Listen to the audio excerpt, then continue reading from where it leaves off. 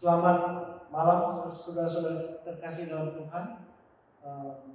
Selamat bergabung kembali dalam persekutuan doa pada malam hari ini. Mari kita mempersiapkan hati kita masuk ke dalam doa. Bapa dalam surga, bersyukur, terima kasih Tuhan, Kau telah memberkati kehidupan kami sepanjang hari ini. Dalam segala kelelahan kami, tapi kami tetap datang ke hadirat Tuhan mengucap syukur atas anugerah Tuhan yang begitu besar. Engkau yang telah mencukupkan kebutuhan kami, memberikan kepada kami kesehatan, kekuatan untuk melewati hari-hari yang Kau beri. Sebentar kami akan menaikkan doa-doa kami ya Tuhan. Kiranya Tuhan menolong, menjawab setiap seruan doa kami. Kami di dalam nama Tuhan kami telah berdoa dan bersyukur. Amin. Mari kita mempersiapkan hati kita mengangkat satu pujian. Ada satu sobat.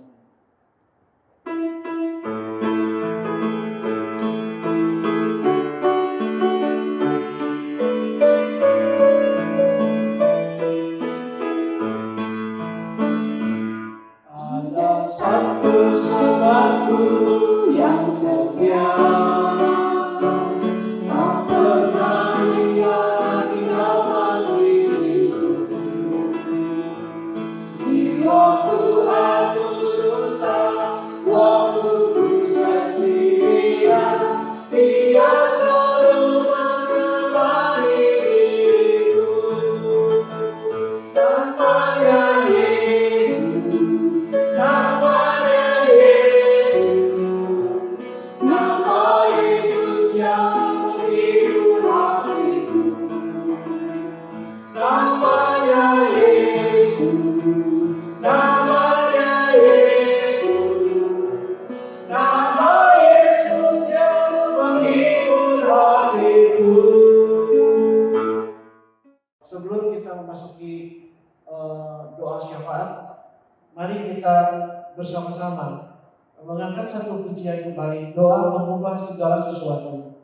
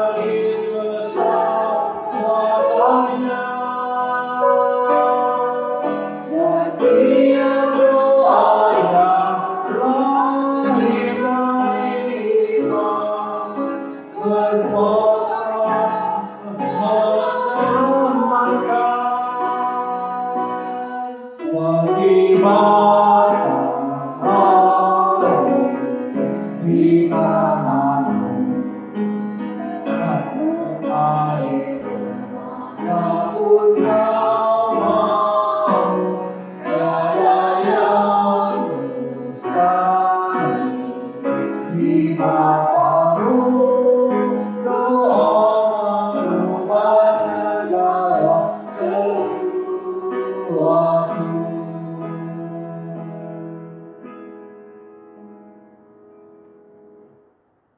saudara-saudara dapat membaca di layar melalui pokok-pokok doa yang akan didoakan.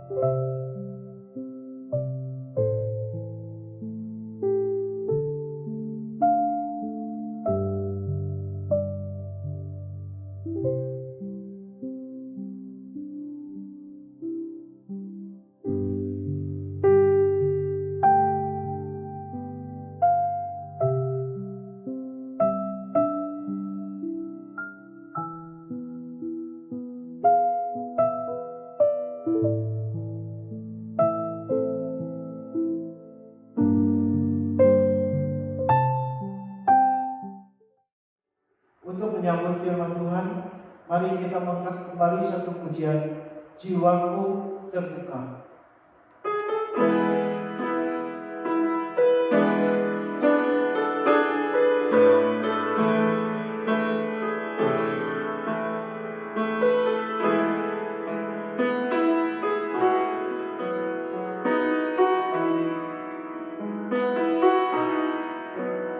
Jiwaku terbuka untukmu Tuhan,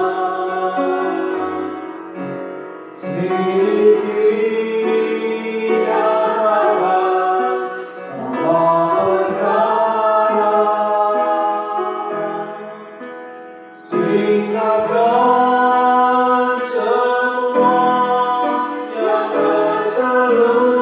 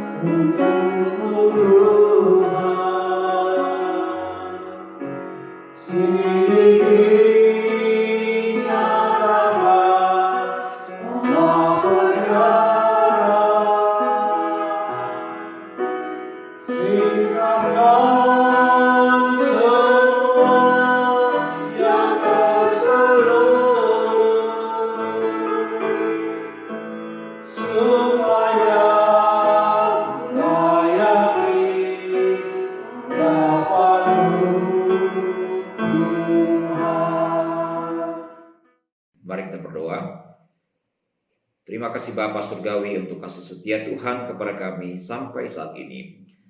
Berkatilah persekutuan doa kami. Dan sekarang kami akan mempelajari firman-Mu. Mohon Tuhan membuka pikiran kami. Di dalam Yesus kami berdoa. Amin. Shalom saudara sekalian.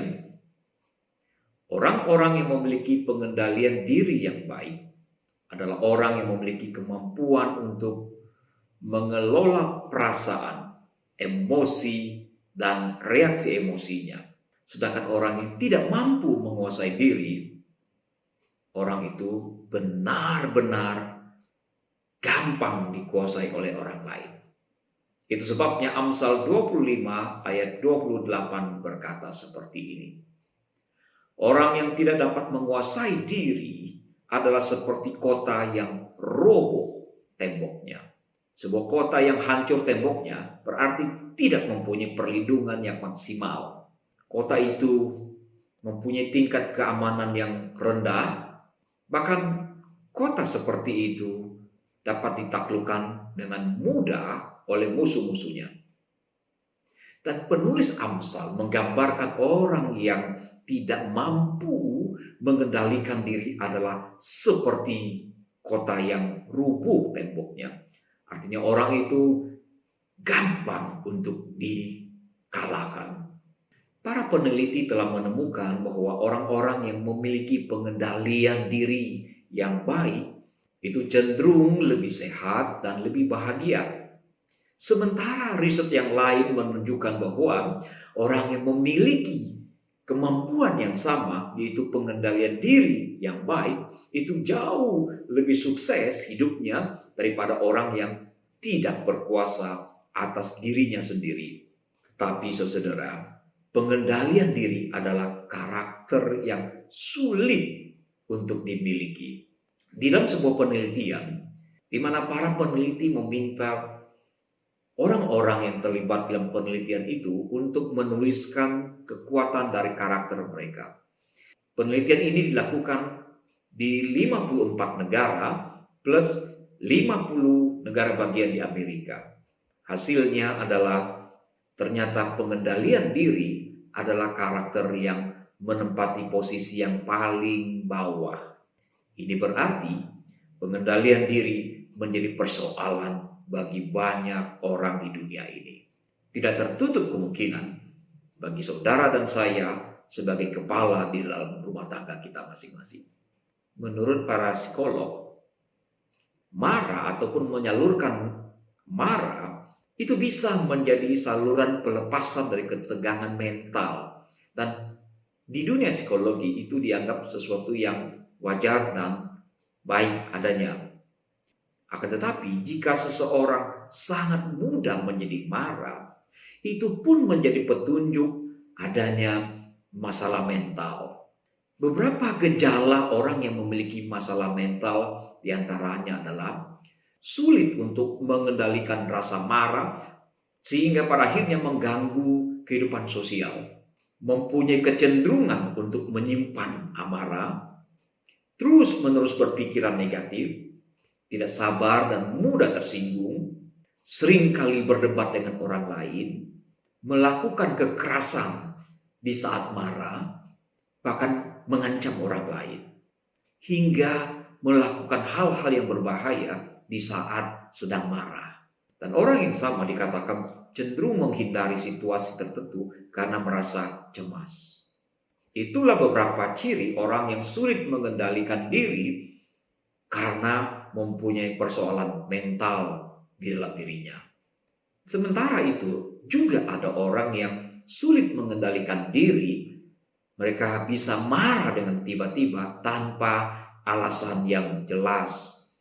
Paling tidak ada 6 jenis gangguan di dalam diri orang seperti ini. Pertama adalah gangguan hypertiroidisme, yaitu gangguan pada kelenjar tiroid pada diri seseorang yang memproduksi hormon tiroid terlalu banyak.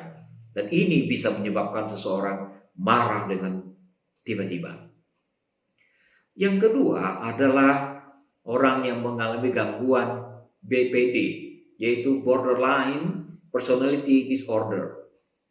Nah, dikatakan banyak penderita BPD yang mengalami kemarahan yang tidak terkendali karena masalah pengabaian. Mereka ini cenderung meledak pada orang-orang terdekat untuk mengekspresikan semua kemarahan yang berakar sejak dari masa kanak-kanak, yaitu ketika orang tua atau orang yang terdekat pada dirinya meninggalkan dirinya. Dan ini menimbulkan masalah BPD. Yang ketiga, penderita diabetes dikatakan juga bisa mengalami kemarahan yang tanpa alasan yang jelas. Yang keempat adalah premenstrual dysphoric disorder, PMDD. Kemarahan ini terjadi karena terjadi fluktuatif dari hormon seorang wanita. Kelima adalah depresi. Orang yang mengalami depresi juga bisa menjadi marah dengan tanpa alasan. Dan yang keenam adalah gangguan bipolar, walaupun tidak selalu disertai dengan marah-marah. Tetapi kadang penderita bipolar juga bisa mengalami situasi marah tanpa alasan yang jelas. Bahkan mereka melakukan tindakan yang agresif. Saudara sekalian, mengapa seseorang bisa mengalami kehilangan kendali atas dirinya? Tentu sumber kemarahan setiap orang berbeda-beda. Dan secara umum bisa terjadi karena masalah personality. Selain itu semua, seseorang bisa kehilangan kendali atas dirinya itu juga karena masalah tensi darah, saudara. Darah tinggi atau hipertensi terkait dengan perubahan suasana hati atau mood seseorang. Dan orang yang menderita hipertensi cenderung lebih mudah marah daripada orang yang tidak hipertensi. Dan penderita hipertensi memang cenderung lebih cepat marah daripada sebelumnya ketika tidak menderita hipertensi. Walaupun para ahli belum mengetahui secara pasti apa kaitan antara hipertensi dengan mood yang tidak terkendali pada penderita darah tinggi. Ada dua perkiraan. Pertama, karena diduga penderita hipertensi mengalami kesulitan untuk mengendalikan stres yang dialaminya.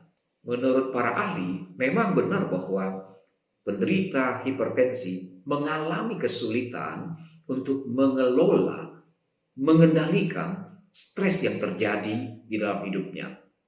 Namun demikian, hubungan antara stres dan hipertensi masih terus diselidiki. Bagaimana tekanan darah tinggi bisa mengganggu respon otak di dalam mengendalikan emosi. Kemungkinan yang kedua karena pengaruh sejumlah obat hipertensi. Nah, menurut penelitian, sejumlah obat hipertensi memang berpotensi menyebabkan seseorang mengalami gangguan emosional atau mood sebagai efek sampingan dari mengkonsumsi obat-obat tertentu. Hal lain yang menyebabkan orang-orang kehilangan kendali atas dirinya adalah karena kondisi kurang tidur.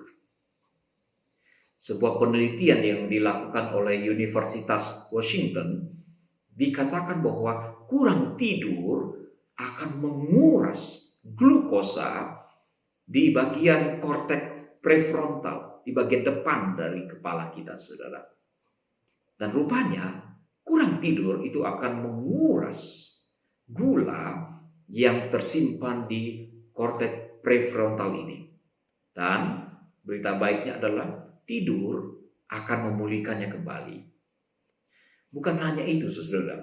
Lebih serius lagi, penelitian lain menunjukkan bahwa pegawai yang kurang tidur akan menyebabkan orang itu melakukan tindakan-tindakan yang tidak etis. Misalnya melakukan penipuan dan memalsukan kwitansi. Itu terjadi karena korteks prefrontal tidak bisa bekerja dengan maksimal, sehingga tidak bisa mengambil keputusan baik dan buruk secara tepat.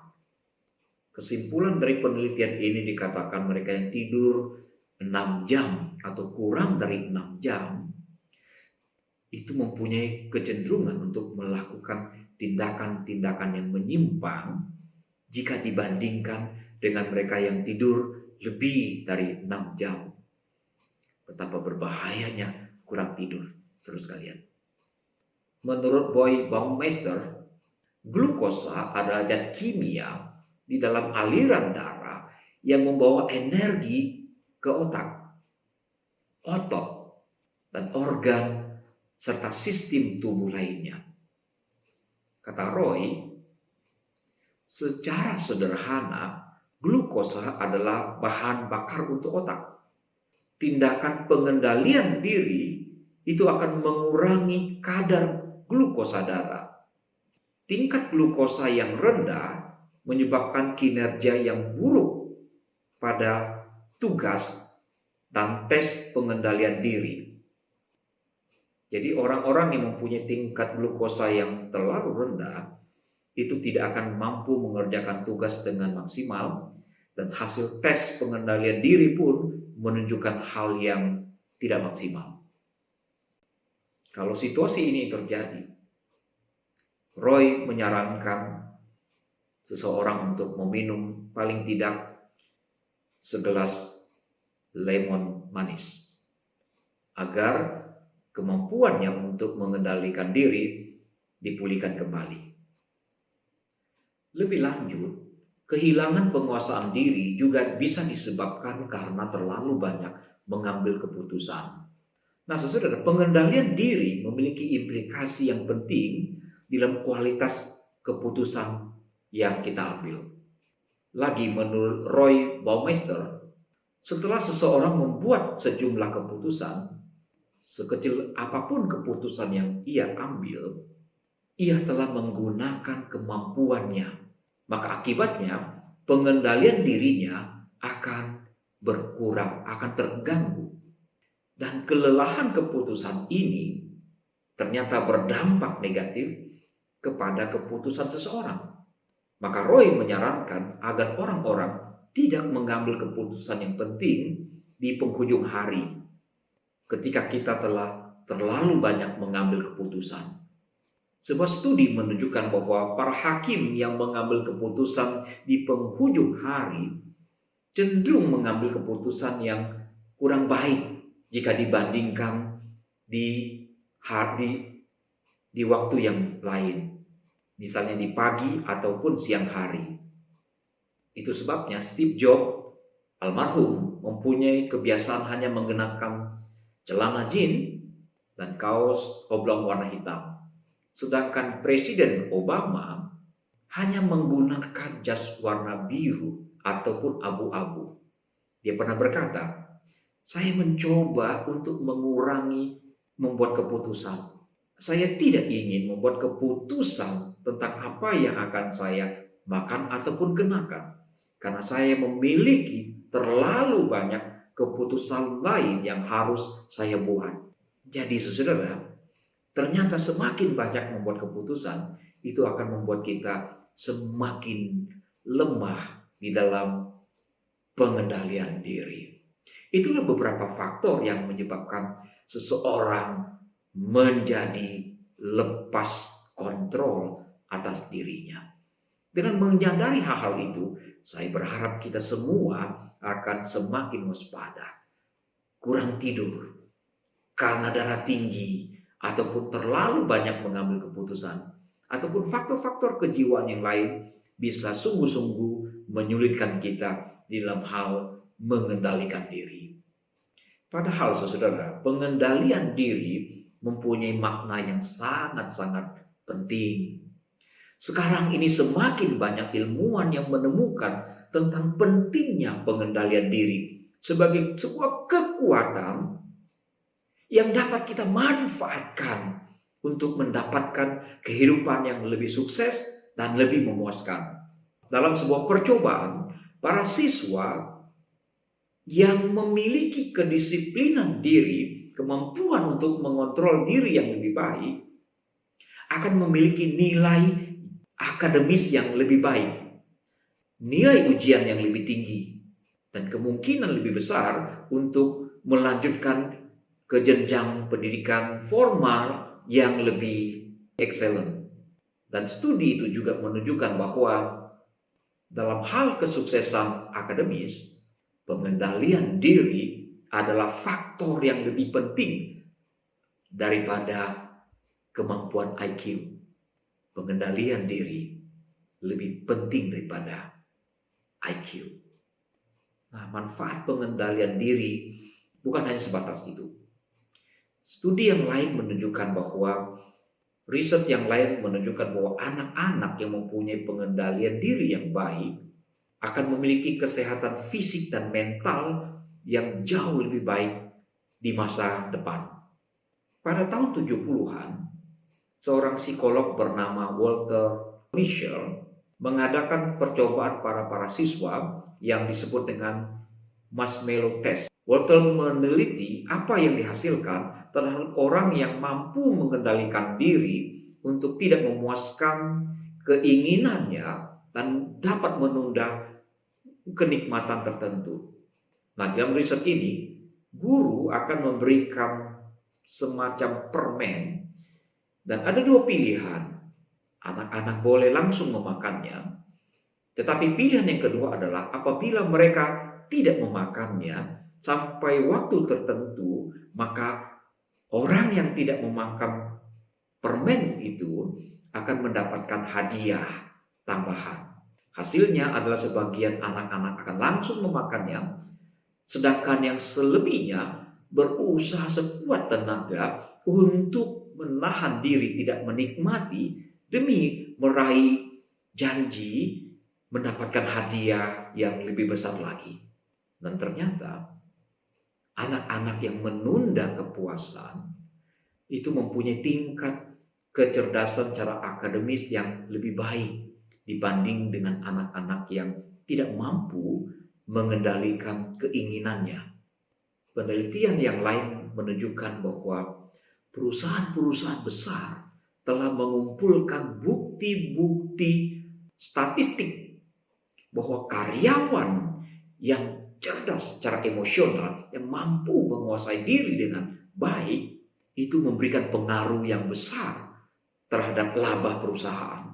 Faktanya, perusahaan dengan karyawan yang memiliki penguasaan diri yang baik, artinya mempunyai kecerdasan emosional yang baik, yang tinggi, akan mempunyai tingkat penjualan yang jauh lebih signifikan dan juga jauh lebih baik dari segi luar biasa, istimewa bagi orang-orang yang mampu menguasai dirinya. Dan berikut ini ada beberapa tips sederhana agar kita mampu menguasai diri sehingga kita tidak menjadi kota yang runtuh temboknya. Yang pertama adalah mengenali diri. Pengendalian emosi diri dikatakan adalah landasan kecerdasan emosional. Seseorang mesti mengenali dirinya sendiri sehingga dapat mengelola dengan baik setiap emosi yang ada di dalam dirinya. Misalnya, apakah Anda memiliki kebiasaan bereaksi dengan tergesa-gesa terhadap suatu masalah? Atau begitu Anda memulai berbicara, Anda tidak bisa berhenti berbicara? Atau apakah Anda tetap tenang dan positif dalam keadaan tertekan atau stres? Atau bisakah Anda melatih kesabaran dalam situasi yang sangat mengganggu? Dan kemampuan untuk mengendalikan emosi yang mengganggu dikatakan adalah ciri khas dari seorang pemimpin yang berpengalaman. Yang kedua, tetaplah tenang. Nah, selama konflik akan terjadi ledakan emosi dan perasaan marah sering kali terjadi. Orang yang cerdas secara emosional, yang mampu menguasai dirinya, tahu bagaimana caranya tetap tenang di dalam situasi stres. Mereka tidak membuat keputusan yang bersifat impulsif, yang justru bisa menciptakan masalah yang lain. Tip nomor 3 adalah menghitung angka 1 sampai 100. Ini sesuatu yang nampaknya sepele, tapi menurut pengalaman banyak orang sangat berhasil. Jadi pada waktu seseorang terpancing dan mulai merasa emosi, disarankan untuk tetap tenang, menarik nafas dalam-dalam, menghembuskan dan mulai menghitung 1 sampai 100. Nah, dikatakan memikirkan hal yang lain bersifat rileks selain memikirkan sesuatu yang membuat kita tegang, itu akan sangat-sangat menolong untuk melegakan perasaan sehingga kita bisa terhindar dari masalah yang muncul. Ini memberi Anda kesempatan untuk mengumpulkan kekuatan diri dan menjernihkan pikiran sebelum melakukan hal-hal yang lain. Yang keempat, melakukan jeda, bersantai sejenak, dan melakukan olahraga ringan. Jika kita merasa kehilangan ketenangan, menjauhlah sejenak dari tempat itu, dan setelah itu dikatakan seseorang akan mampu menghadapi situasi itu jauh lebih baik. Nah, pada saat melakukan jeda sesaat, ada aktivitas fisik yang bisa kita lakukan. Bisa melakukan jogging kecil-kecilan, bernafas dalam-dalam, melakukan relaksasi yang menyebabkan mental kita lebih lega. Sehingga emosi negatif akan meredah. Jadi dalam hal ini disarankan, jika kita merasa marah dan kemarahan kita mulai meningkat, maka yang harus kita lakukan adalah cepat-cepat meninggalkan tempat itu. Luangkan waktu sejenak untuk melakukan aktivitas olah tubuh kita. Ataupun melakukan hal-hal yang mengalihkan ketegangan kita. Saran kelima adalah berpikirlah sebelum berkata-kata. Di saat kita merasa sangat panas, sangat marah, mudah bagi siapa saja untuk keluarkan kata-kata yang pada akhirnya disesali kemudian. Karena itu disarankan untuk meluangkan waktu sejenak untuk mengumpulkan pikiran-pikiran yang baik, untuk menata kata-kata yang lebih baik, lebih teratur, lebih sopan, dan lebih membangun. Itulah beberapa langkah saran praktis yang saya harap bisa bekerja, bermanfaat ketika kita diserang oleh situasi yang membuat kita merasa sangat-sangat emosional. Ingat baik-baik saudara, emosi yang tidak terkendali dengan baik akan memberikan efek yang sangat-sangat buruk. Kita terus memperjuangkannya sebagai kepala keluarga. Kita memiliki kemampuan itu. Setiap pria, bahkan siapapun di antara kita, harus meraih kemampuan ini. Seorang bapak sangat-sangat marah karena mobil kesayangannya yang baru dibeli dengan harga yang sangat-sangat mahal, bermiliar-miliar, dicoret oleh anaknya dengan sebuah batu sehingga catnya lecet. Bapak itu dengan serta-merta mengambil sebuah barang dan memukul tangan anak itu sampai hancur. Setelah itu si bapak baru tersadar dengan apa yang dia lakukan. Bapak itu cepat-cepat membawa anaknya ke rumah sakit. Tapi malam, jari-jari yang kecil itu telah hancur dan sangat terpaksa harus diamputasi. Ini menimbulkan tekanan batin yang luar biasa bagi si bapak. Beberapa waktu kemudian, anak ini keluar dari rumah sakit. Tapi jarinya telah hilang sebagian. Satu hari dia lihat mobil kesayangan papanya telah dicat ulang. Dan anak itu berkata, "Papa, mobil papa telah kembali seperti dulu lagi. Kapan jari aku bertumbuh, papa?" Ayah ini sangat terpukul jiwanya. Merasa sangat bersalah. Karena tidak mampu menguasai diri. Telah menyebabkan dia melakukan sebuah kebodohan yang berakibat sangat-sangat fatal dan tidak akan terselesaikan untuk selama-lamanya. Tuhan berkati saudara sekalian. Mari kita belajar untuk menguasai diri. Terima kasih Bapa untuk kitab Amsal yang kami baca, yang mengingatkan kami untuk mengendalikan diri kami. Kami tahu banyak orang mengalami kesulitan untuk mengendalikan diri.